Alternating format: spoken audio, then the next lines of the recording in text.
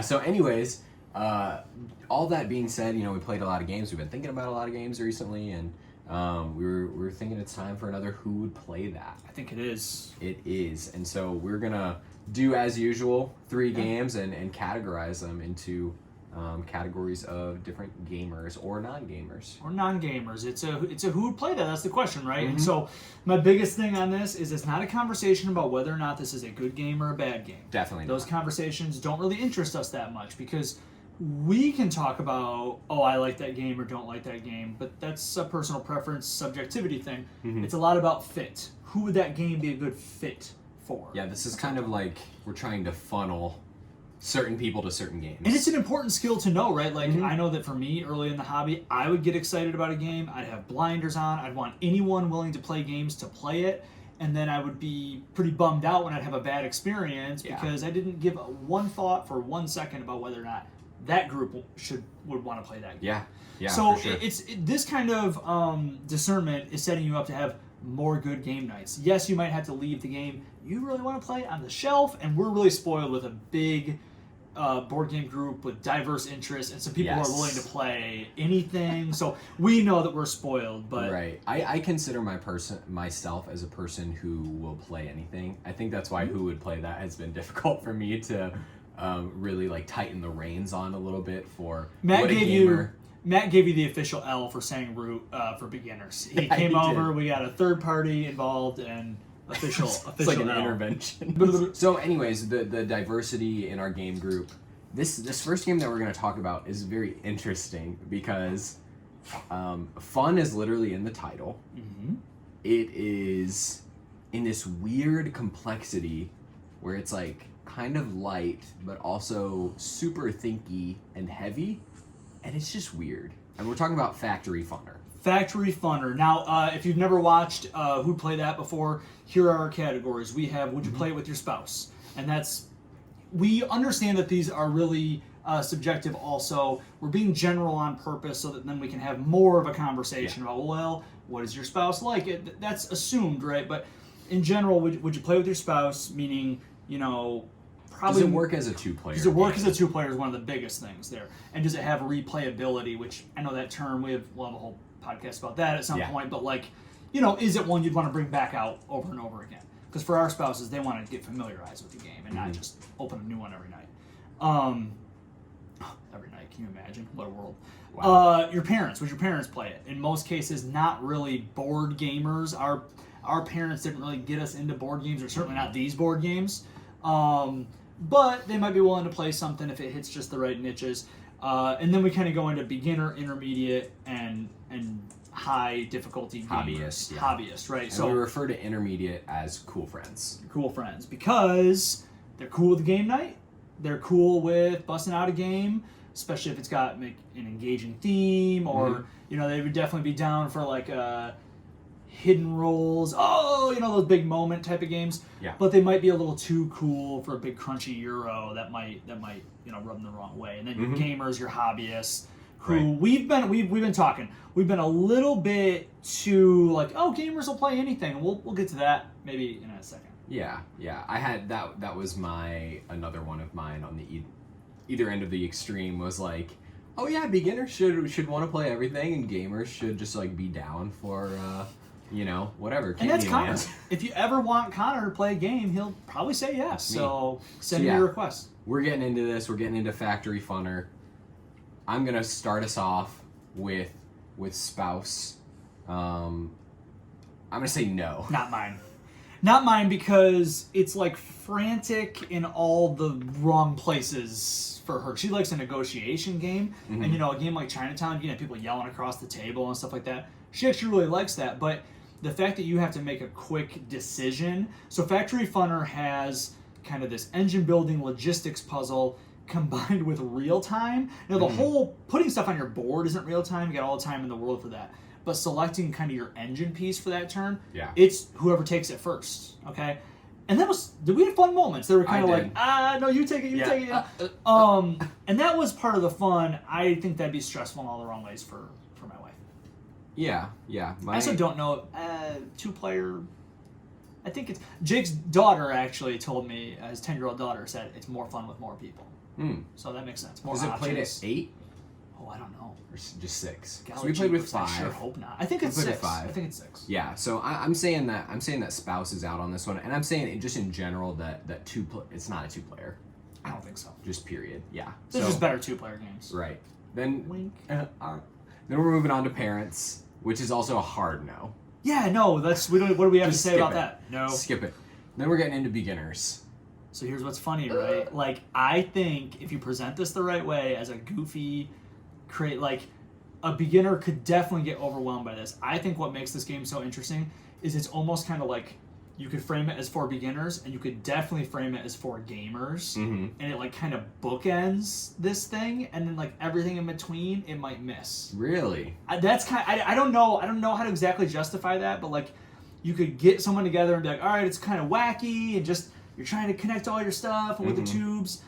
I think it's heavier than what I would usually say for a beginner, but it's just kind of wacky and colorful enough and chaotic enough that if you got to know your beginners, but maybe they're in, right? Just for the wackiness. I think it's there's a little too much nuance for me for beginners of like, well, this is your vat, and this is your whatever machine, and this is your what I don't even.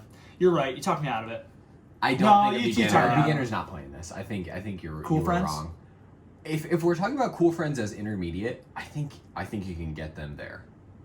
But I think this is a gamer's game. I think this is weirdly a gamer's game and this is like what you got to be careful of. It's wearing the clothes of a beginner game. It's it looks trying so to deceive goofy people. and stuff like that. But there was some real puzzling going on. All right, our next game.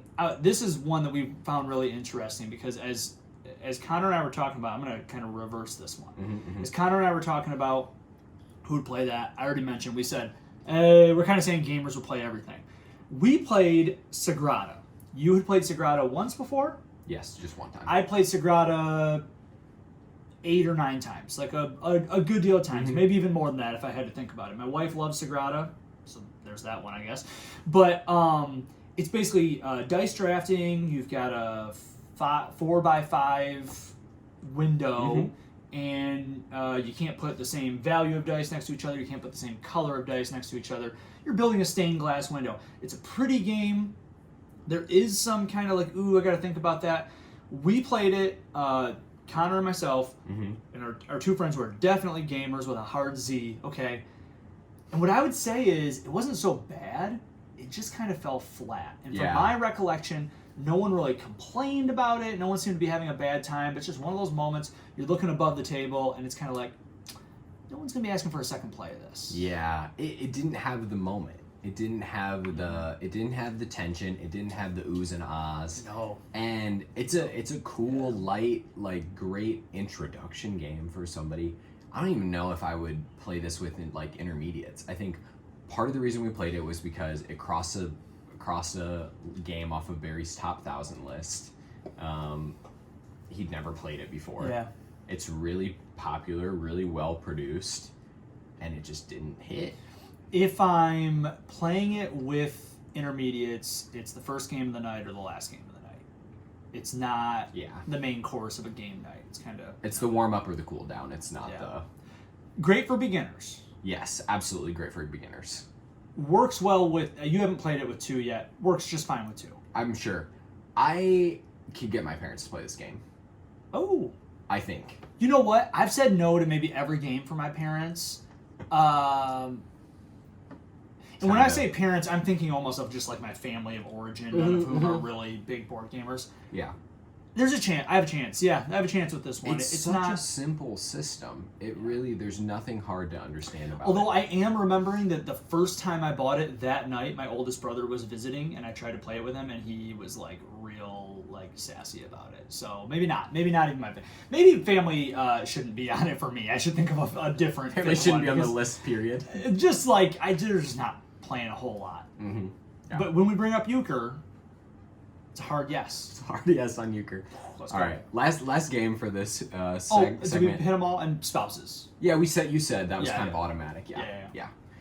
So last game for this segment is Spirit Island, and this is a kind of skip to the end thing. We have a because difference of opinion on this. I don't know that we thing. do, because I Okay. thought about it more after you Okay. said it today, and I think you're right that there's so many pieces on the board, there's so much happening that Spirit Island is just a gamer's game, almost Yeah. purely. If you think that you have a cool friend, right, one of those intermediates who's kind of teetering that line, like they might want to get into some chunkier, heavier games, this might be the one to test those waters and say it's cooperative, huge puzzle, could be overwhelming. I don't know if I ever want to play this game with 4 again, because my plays that have taken so long. The new expansion, not new, the 2-year-old expansion, you can play with 5 or 6. That's nonsense. Don't do that. But We played with 3, me, you, Yeah. and Logan, over a year ago, and that even felt a little crowded at 3 it players. does. I think 3 is the right number, because having that many spirits and people being able to have their own roles and stuff like that is where it sings. But there's a lot going on here. There's a lot to consider. But it's such a fun puzzle. This game is so many people's favorite game. I'm finding. Yeah. The more I look around, I mean, it's in the top 15 or whatever on BGG, but Yep. this game has almost like not a cult following, but it's sort of like there's like some Spirit Island heads out there. Yeah. Like, that's their deal. No, for sure. I agree completely. And it So- should. It's a great. It's so clever, and it, as some games get bigger and bigger and more modular, and you can plug and you think like, oh, it's going to get unbalanced. I'm sure someone out there has found the unbalanced spirit or whatever, but Right. it feels like it just works whatever you're mixing and matching. Yeah. Yeah, Except for sure. that one faction from the Branch and Claw, the animal one, they're just garbage and you shouldn't play. So yeah, the TLDR of this who would play that is Factory Funner, Wolf in Sheep's Clothing. That's right. Sagrada, beginner only. Sheep in sheep's clothing. Sheep in sheep's clothing. What's smaller than a sheep? Yeah, just like This is gosh, yeah. like you think it's a kangaroo, but it's just the Joey, like in the pouch. Yeah, Like, that's all it is. yeah, that's a classic analogy. No, it's not. But I was just Oh, thinking I- of like there's no sheep in a sheep's pouch. And then Spirit Island is Is a demon in a wolf. That's in a wolf's right. clothing. Oh, gross. I'm thinking. Is it sticky? I'm bothered that it might be paint coming off, No. Paint? like paint of the board. No. That's on top of it. It's not. Oh. It's not. That's tough. Sorry, guys. I just purchased the game My Father's Work for no small amount of dollars, and we're seeing a little Stop rubbing it. reduction. Well, introduction is just like, hey, hello. Yeah, I can't do it. Your weekly dose of cardboard. No, yo. I know. That's what I'm saying to you. You always get it raw. Why is that on you? No, it's on us. It's on the. Selfish. Wow. Sweet. We got 50 followers, and now it's like the band breaks up. Friggin' Yoko Ono, where you at? I mean, 2 of them are us. Probably 6 of them are Russian bots. No. So, Is that why it won't There's some let us record? it might be. Live? There's some iffy ones on We there. screwed